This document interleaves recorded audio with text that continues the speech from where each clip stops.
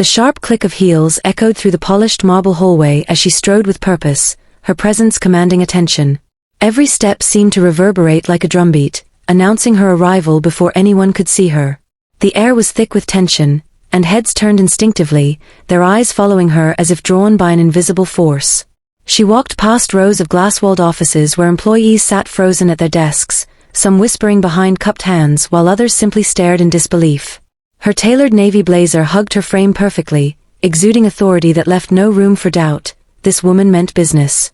At the end of the corridor stood a sleek mahogany door adorned with brass lettering, Human Resources. It wasn't just any HR office, it was the HR office. The one that had once dismissed her dreams, crushed her aspirations, and delivered words so cold they still lingered in her memory years later. She paused briefly outside, her fingers brushing against the smooth wood. For a moment, time seemed to stand still. Then, without hesitation, she pushed the door open. Inside, the scene was chaotic but subdued, a stark contrast to the storm brewing within her. Papers were scattered across desks, phones buzzed incessantly, and murmurs filled the space as overworked staff scrambled to keep up with demands. But it all faded into background noise when she stepped inside. Heads snapped up simultaneously, and a collective gasp rippled through the room. Recognition dawned quickly on their faces, followed by confusion, then unease. One by one, they stopped what they were doing, unable to tear their gaze away from her. She scanned the room slowly, taking in every detail, the same fluorescent lights casting harsh shadows, the worn-out chairs lined up against the wall, the faint scent of stale coffee lingering in the air. Nothing much had changed since the last time she'd been here, except now, she held the power. And everyone knew it. Her lips curved into a slight smile, not warm or friendly, but calculated and deliberate. Without saying a word, she crossed the room toward the corner office, her destination clear. The plaque on the door read Director of Human Resources, but today, it might as well have said Target. She didn't bother knocking. Instead, she twisted the handle and stepped inside, leaving the stunned silence of the outer office behind her. Sitting behind the desk was a man who looked vaguely familiar, yet entirely different from how she remembered him. His hair was grayer now, his face more lined, but the smug expression remained unchanged. He glanced up from his computer screen, irritation flashing across his features before recognition hit him like a punch to the gut. His mouth opened slightly, forming soundless words as he struggled to process what he was seeing. "Do I need to introduce myself?" she asked coolly, closing the door behind her with a soft click. Her voice was steady, calm even, but carried an edge that made him visibly flinch. "No, you don't," he stammered, leaning back in his chair as though trying to put distance between them. "What are you doing here?" Her eyes narrowed ever so slightly, and for a brief second, the mask slipped, revealing the raw emotion simmering beneath the surface. Anger, resentment, triumph, all swirling together in a volatile mix that threatened to spill over. But she reined it in, forcing herself to remain composed. This wasn't about losing control, it was about reclaiming it. "I'm here because this company belongs to me now," she said simply, letting the weight of her words sink in. "And we have some unfinished business to discuss." His Adam's apple bobbed as he swallowed hard, his mind racing to piece together how this could possibly be happening. How had the ambitious yet unassuming young woman who once sat across from him begging for fair treatment transformed into someone who radiated such undeniable authority? Someone who now held his career, and perhaps his entire future, in her hands? As the reality of the situation began to dawn on him, panic started to creep in. But she wasn't finished yet. Not by a long shot. Years ago, standing in almost the exact same spot, she had been nothing more than a hopeful candidate eager to prove herself. Back then, her name was Amara, though few people bothered to remember it. She had worked tirelessly to climb the corporate ladder, pouring every ounce of energy into excelling at her job. Late nights spent perfecting presentations, weekends sacrificed to meet deadlines, countless hours spent networking and building relationships, all of it pointed toward one goal, earning a seat at the table where decisions were made. When the opportunity arose for a senior position within the company, she leapt at the chance, confident that her hard work would finally pay off. But fate had other plans. The interview process had gone smoothly, at least, that's what she thought at first. She aced the technical questions, dazzled the panel with her strategic vision, and even managed to charm the skeptical executives with her passion. Everything seemed to align perfectly until the final round. That's when she found herself seated across from the head of HR, a man whose demeanor shifted dramatically once he realized she intended to negotiate her salary. "We don't negotiate with senior staff," he said bluntly, cutting her off mid-sentence as she presented her case. His tone was dismissive, bordering on condescending, as though her request was not only unreasonable but laughable. Amara blinked, momentarily caught off guard. "I'm sorry," she replied, struggling to maintain her composure. "I was under the impression that negotiation is standard practice, especially for roles at this level." He leaned forward, resting his elbows on the desk, his expression unreadable. "Standard practice, maybe. But not here. We set our terms based on market value and internal equity. If you're looking to haggle, you're in the wrong place." It wasn't just his words that stung, it was the way he said them, as if her ambition made her greedy, her desire for fairness somehow audacious. She tried again, carefully articulating her points, emphasizing her contributions to the company and the unique skills she brought to the role. But each attempt was met with resistance, thinly veiled insults disguised as policy explanations. By the end of the meeting, she felt small, diminished, as though her worth had been reduced to a line item in a budget spreadsheet. Still, she clung to hope. Maybe this was just posturing, a tactic to test her resolve. Surely, they wouldn't pass up someone who had proven herself so thoroughly. Days turned into weeks, and the offer never came. Instead, she received a curt email thanking her for her interest and wishing her luck in her future endeavors. No explanation, no feedback, just a polite brush-off. The rejection hit harder than she expected. For days, she replayed the conversation in her mind, dissecting every word, every gesture, searching for what she might have done wrong. Had she been too aggressive? Too timid? Was there something inherently flawed about her approach? The questions gnawed at her, fueling sleepless nights and restless days. But amidst the self-doubt, a spark of defiance began to grow. If this company couldn't see her value, then perhaps it wasn't the right fit after all. Determined to turn the setback into motivation, Amara threw herself into her work, channeling her frustration into productivity. She sought out mentors, attended workshops, and expanded her network, determined to become untouchable. Slowly but surely, opportunities began to emerge elsewhere. Each new challenge pushed her further out of her comfort zone, forcing her to adapt, innovate, and lead. With each success, the sting of rejection faded, replaced by a quiet confidence that grew stronger with time. And yet, despite her accomplishments, the memory of that day lingered. It haunted her not because of the loss itself, but because of what it represented, a system designed to keep people like her in their place. A system she vowed to dismantle, brick by brick, until no one else would ever have to endure what she had. When Amara returned to the company years later, it wasn't as a desperate candidate seeking validation. She arrived as its new CEO, handpicked by the board to steer the organization through turbulent times. News of her appointment sent shockwaves through the industry, sparking whispers and speculation about how a former employee could rise to such heights. Few knew the full story of her journey, the late nights, the sacrifices, the relentless pursuit of excellence, but none of that mattered anymore. What mattered was the power she now wielded, and the changes she planned to implement. Her first order of business was addressing the toxic culture that had driven her away in the first place. From the moment she stepped into the building, she noticed subtle signs of dysfunction, cliques forming in break rooms, passive-aggressive emails circulating among departments, and an underlying sense of fear that permeated every interaction. Employees tiptoed around managers, afraid to speak up lest they incur wrath or retaliation. Even the most talented individuals seemed hesitant to take risks, paralyzed by the looming threat of failure.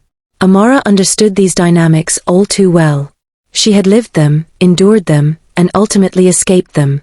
Now, as the leader of the company, she saw her role not only as a figurehead but as a catalyst for transformation. Change wouldn't come easily, she knew that, but she was prepared to fight for it, tooth and nail. Her initial meetings with senior leadership revealed just how deeply entrenched the problems ran. Executives defended outdated practices with tired arguments about tradition and stability, oblivious to the damage they caused. Middle management operated in silos, prioritizing personal agendas over collaborative solutions. And HR, the very department tasked with fostering a positive workplace environment, perpetuated policies that stifled growth and silenced dissent. One particularly tense meeting stood out in her mind. Gathered around the conference table were key stakeholders, including the director of HR, the same man who had rejected her years ago. As she outlined her vision for reform, proposing initiatives like transparent promotion processes, mentorship programs, and anonymous feedback channels, the resistance was palpable. Some nodded politely, feigning agreement while silently plotting ways to undermine her efforts. Others openly challenged her ideas, citing budget constraints or logistical hurdles as excuses to maintain the status quo. "You're asking us to completely overhaul the way we operate," the HR director interjected, his tone laced with skepticism. "That kind of change takes time, resources, and buy-in from everyone involved. Are you sure this is the best use of our energy right now?" Amara fixed him with a steely gaze, her patience wearing thin. "Let me be clear," she said, leaning forward slightly. "This isn't optional. If we want to survive as a company, if we want to thrive, we need to address these issues head-on. Pretending they don't exist won't make them go away." Her words hung in the air, heavy with implication. For a fleeting moment, she saw flickers of doubt cross their faces, cracks forming in the armor of complacency. But old habits die hard, and many remained unconvinced. They questioned her methods, doubted her intentions, and resisted her authority at every turn. Despite the pushback, Amara refused to back down. She assembled a task force dedicated to implementing her reforms, handpicking individuals who shared her commitment to creating a better workplace. Together, they drafted new policies, conducted training sessions, and launched campaigns to promote inclusivity and accountability. Progress was slow, incremental, and often frustrating, but she celebrated each small victory as proof that change was possible. Yet, beneath the surface, tensions simmered. The HR director, in particular, became increasingly vocal in his opposition, using his influence to rally others against her initiatives. Rumors spread like wildfire, painting her as reckless, inexperienced, and out of touch. Anonymous complaints flooded her inbox, accusing her of favoritism, micromanagement, and worse. Some days, the weight of it all felt unbearable, and she wondered if she had made a mistake accepting the role. But then she remembered why she was here. Not for revenge, not for vindication, but for justice. For every person who had ever been told they weren't good enough, smart enough, or valuable enough. For every dream crushed under the weight of systemic inequity. And for herself, for the young woman who had once sat across from a dismissive HR representative, fighting for respect she deserved but never received. With renewed determination, Amara pressed on, knowing the road ahead would be long and fraught with challenges. But she also knew this: the company might belong to her now, but its soul belonged to its people. And she would stop at nothing to ensure they were treated with the dignity and respect they deserved. The tension in the room was palpable as Amara faced the HR director, her jaw clenched tightly. "You've made your stance abundantly clear," she said, her voice low but laced with steel. "Now let me make mine equally clear. This isn't just about policy changes or procedural updates, it's about dismantling the very foundation of exclusion and bias that has plagued this company for far too long." The director scoffed, leaning back in his chair with a smug grin that infuriated her. "Dramatic much? Look, I get it, you're the new boss, and you want to shake things up. But tearing everything down isn't the answer. Stability matters. Tradition matters." Tradition. Amara shot back, her eyes narrowing. "Your so-called tradition kept brilliant minds out of leadership positions because they dared to ask for fair compensation. Your stability silenced voices that needed to be heard. And your policies ensured that anyone who didn't fit your narrow definition of acceptable was either pushed out or forced to conform." He waved a hand dismissively, clearly unbothered by her accusations. "That's a gross oversimplification. You can't blame decades of corporate structure on one department, or one decision." "No," she countered sharply, slamming her palm lightly on the desk to punctuate her words. "But I can hold you accountable for perpetuating it. Every time you shut down an idea, dismissed a concern, or enforced policies that favored the privileged few, you contributed to the rot at the core of this organization. Don't pretend otherwise." For a split second, his facade cracked, revealing a flicker of discomfort. But he quickly masked it, shifting tactics. "Fine. Let's say everything you're saying is true, which it's not. What do you expect me to do? Turn back time? Apologize to everyone who ever felt slighted? That's impractical and unnecessary." Amara took a deep breath, steadying herself. She had anticipated his defensiveness, his refusal to acknowledge the harm caused. But hearing it aloud still stoked the fire burning within her. "What I expect," she said, her voice rising slightly, "is for you to stop standing in the way of progress. Stop protecting a system that benefits only those already in power.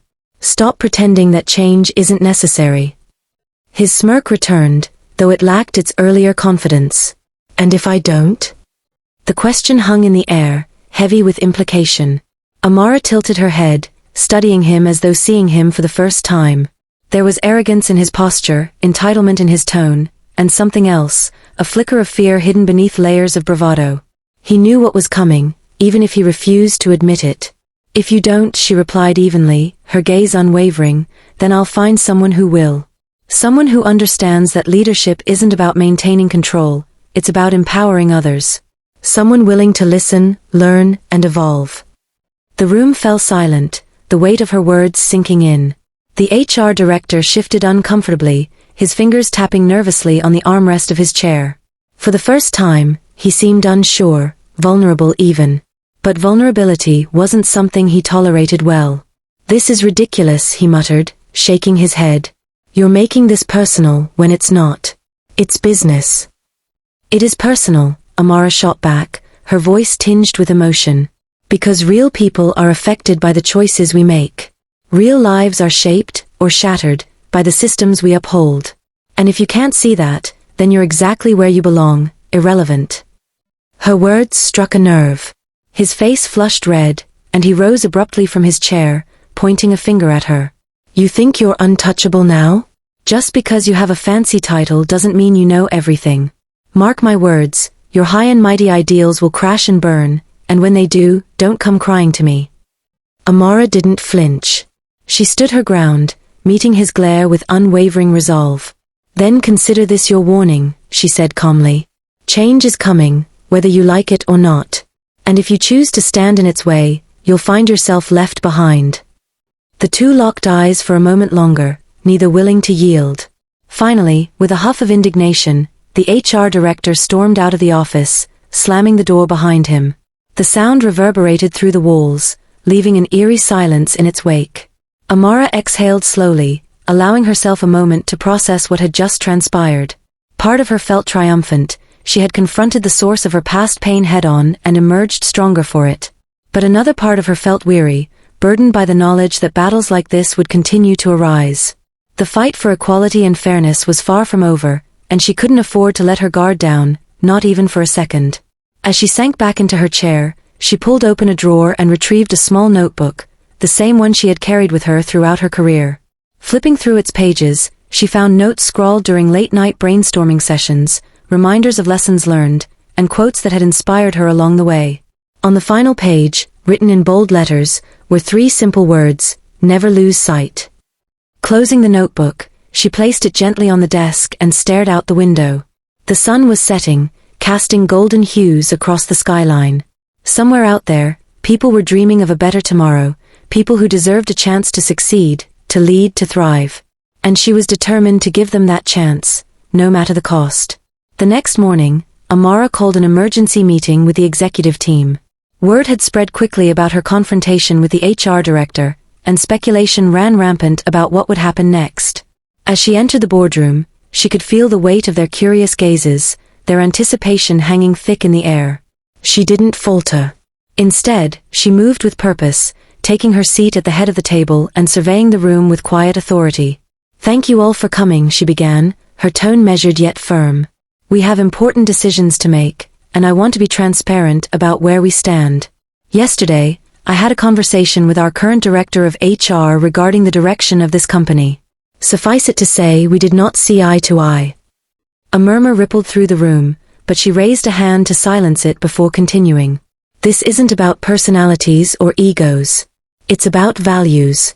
Our values. If we are serious about becoming a company that fosters innovation, inclusivity, and accountability, then we need leaders who embody those principles. Unfortunately, it has become clear to me that our current HR leadership does not share that vision." She paused, letting her words sink in. Some executives exchanged uneasy glances, while others shifted uncomfortably in their seats. One of them cleared his throat hesitantly. Are you suggesting termination? Amara nodded without hesitation. Yes. Effective immediately. We cannot move forward while dragging anchors that weigh us down. The HR department plays a critical role in shaping our culture, and if we want meaningful change, we need someone at the helm who believes in that mission. The room erupted into murmurs again, louder this time.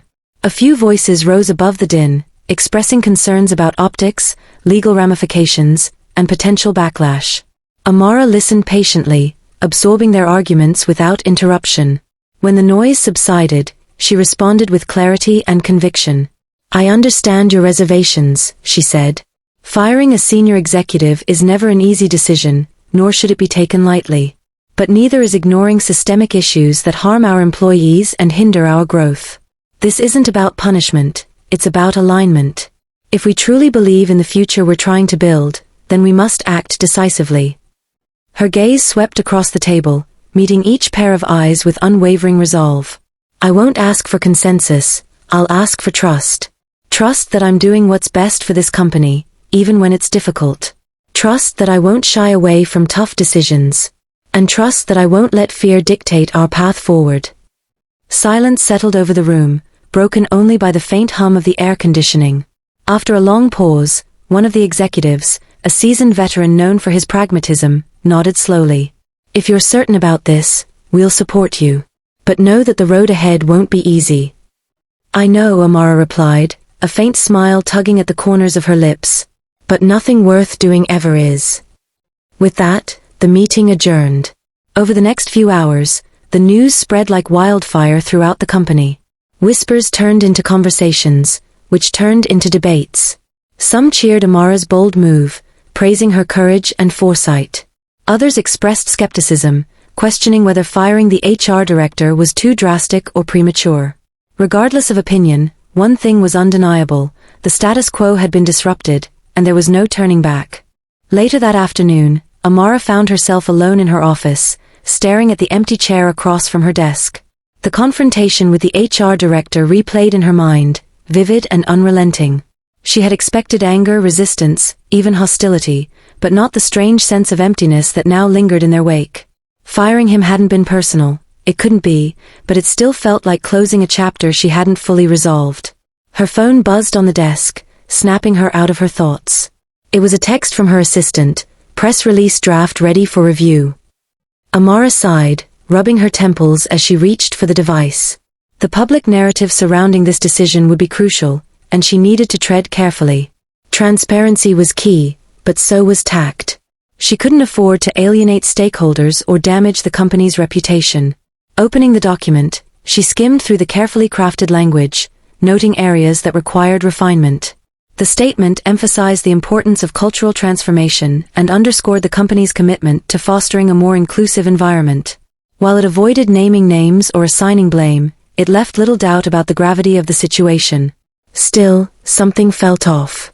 The words were polished, professional, but they lacked heart.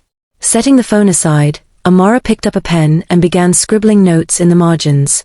She rewrote sentences, added anecdotes, and infused the message with a sense of urgency and authenticity. This wasn't just a corporate announcement, it was a call to action. A declaration that change was not only possible but inevitable. By the time she finished, the sun had dipped below the horizon, casting the office in shadow. Exhaustion tugged at her limbs, but her mind remained alert, buzzing with possibilities. Tomorrow would bring new challenges, fresh obstacles, and undoubtedly more resistance. But tonight, she allowed herself a rare moment of reflection. She thought about the young woman she used to be, the one who had walked these halls with stars in her eyes and fire in her heart. The one who had dared to ask for fairness and been met with disdain. That version of herself had been naive perhaps, but also fiercely hopeful. Hopeful that the world could be better. Hopeful that people could be kinder. Hopeful that justice, however delayed, would eventually prevail. And now, sitting in the corner office with the city skyline stretched out before her, Amara realized something profound. She wasn't just fighting for herself anymore. She was fighting for every person who had ever been told they weren't enough. For every dream deferred, every voice silenced, every opportunity denied. She was fighting for the future she believed in, a future where talent and determination outweighed privilege and prejudice. As she switched off the lamp and prepared to leave, a single thought echoed in her mind: this is only the beginning. The days that followed were a whirlwind of activity. Amara worked tirelessly to fill the void left by the former HR director, personally vetting candidates who shared her vision for transformative leadership. She didn't rush the process. This was too important to get wrong. After weeks of interviews and deliberations, she found her person, a seasoned professional named Elena, whose reputation for championing diversity and inclusion preceded her. From the moment they shook hands, Amara knew she had made the right choice. Elena wasted no time implementing sweeping changes. Together, they overhauled outdated policies, introduced mandatory bias training, and created channels for employees to voice concerns without fear of retaliation. Slowly but surely, the culture began to shift. Conversations that once felt taboo became commonplace. Teams collaborated more openly, ideas flowed freely, and morale improved as people realized their voices mattered. Still, resistance lingered in pockets throughout the organization. Some longtime executives grumbled about lowering standards or coddling employees, while others quietly plotted ways to undermine Amara's initiatives. But with each challenge, Amara stood firm, refusing to compromise on her principles. When pushback came, she met it head-on, armed with data, logic, and an unwavering belief in the power of progress. One evening, months after Elena's arrival, Amara found herself walking through the office late at night. The hum of computers and distant chatter had given way to silence, save for the soft glow of desk lamps illuminating workstations here and there. She paused outside the HR department, peeking inside to see Elena hunched over her laptop, surrounded by stacks of reports and sticky notes detailing action items. "You're still here?" Amara asked, leaning against the doorway. Elena glanced up, smiling wearily. "Couldn't sleep. Thought I'd catch up on some things." Amara stepped inside, pulling up a chair beside her. "You've done incredible work. I hope you know how much it means, not just to me, but to everyone here." Elena shrugged modestly. "It's not just me. It's the whole team. And you, of course. Without your backing, none of this would have been possible." Amara smiled faintly, her gaze drifting toward the window where the city lights twinkled like stars. For a moment, she let herself imagine what might lie ahead, what kind of legacy they could leave behind if they stayed the course. Then she turned back to Elena, her expression resolute. "We're not done yet," she said firmly. "There's still so much work to do." Elena nodded, matching her determination. "Then let's keep going." Months later, Amara stood on stage at the company's annual gala, addressing a crowd of employees, partners, and industry leaders. Behind her, a slideshow highlighted milestones achieved under her leadership, record-breaking revenue growth, accolades for workplace inclusivity, and testimonials from employees whose lives had been transformed by the new culture. "As many of you know," she began, her voice steady and clear, "this journey hasn't been easy. There have been setbacks, doubts, and moments when it felt like we were fighting against the tide. But every step of the way, I've been reminded of something powerful: change is possible when we refuse to settle for less than what's right." The audience erupted into applause, rising to their feet as Amara stepped back from the podium. Among them was Elena, beaming with pride, along with countless others whose faces reflected gratitude, hope, and renewed purpose. As Amara descended the stairs, someone tapped her shoulder. She turned to find an older woman holding out a small bouquet of flowers. Her name tag read Martha, Accounting Department. "I just wanted to say thank you," Martha said softly, tears glistening in her eyes. "You've given us all a chance to shine." Amara accepted the flowers, her throat tightening with emotion. "Thank you," she replied, her voice barely above a whisper, "for believing in me, and in us." That night, as she drove home under a canopy of stars, Amara allowed herself a rare moment of satisfaction. The road ahead would always require vigilance, resilience, and courage. But for now she knew one thing for certain: justice wasn't just a dream, it was alive, thriving, and within reach. And she had helped make it happen.